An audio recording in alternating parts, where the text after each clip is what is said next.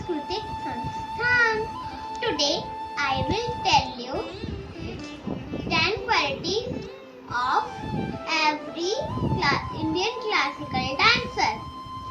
Javaha Stiratvam Rekha cha Brahmari Drushti Ashramaha Medha Shraddha Vachogitam Patri Prana Dasasmitaha.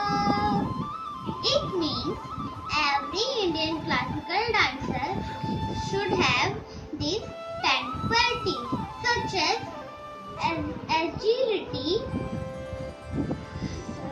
steadiness,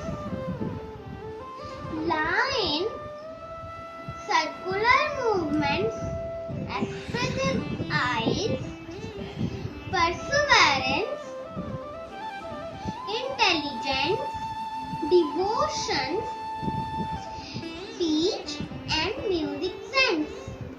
Okay, thank you. Talking Parrot of Odissi will come soon again for you with some more knowledge on Odissi. Till then, bye.